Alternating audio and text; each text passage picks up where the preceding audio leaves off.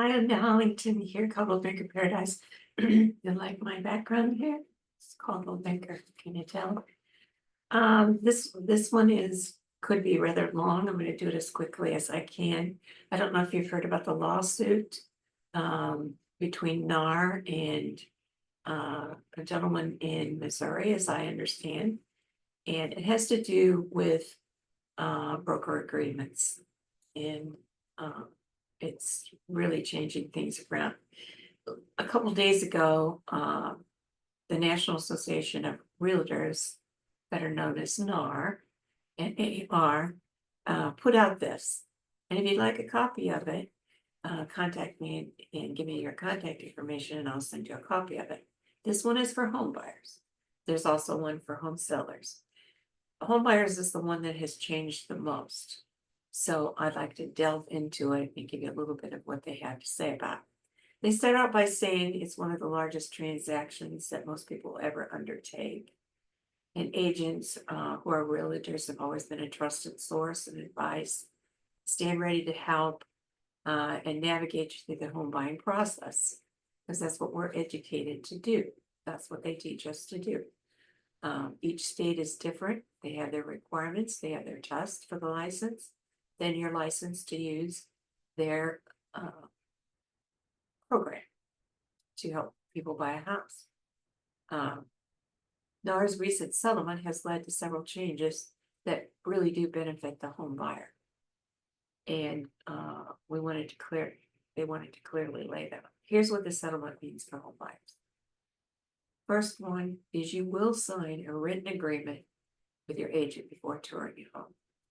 No more calling up saying, I want to see this house.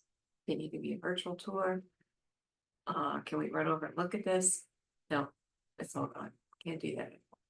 You have to enter into a written agreement with someone before you can do that. And you can talk it over with the agent of your choice, see which one you want to do that with. And there's several different kinds of those, but you'll find out about those when you ask.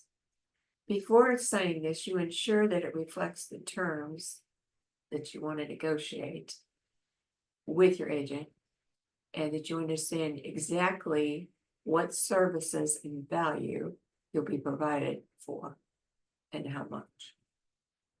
The buyer agreement must include 4 components concerning the compensation: specific, conspicuous disclosure of the amount or rate, because you can use a rate or you can use a specific amount, compensation the real estate agent will receive, or how this amount will be determined.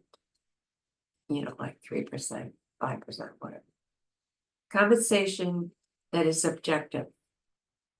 For example, flat fee, percentage, hourly rate. You'll go the hourly rate, that'll be expensive.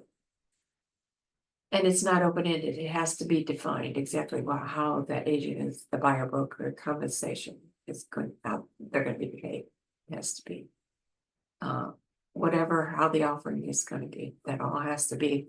And these are written up by attorneys, so they have all places for these things. A term that prohibits the agent from receiving compensation for the broker service from any source that exceeds the amount or rate agreed to in agreement with the buyer.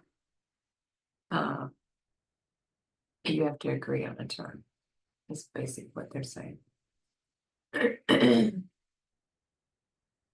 A conspicuous statement that the broker fees and commissions are fully negotiable. They're not set by law. There's no law says what you have to pay.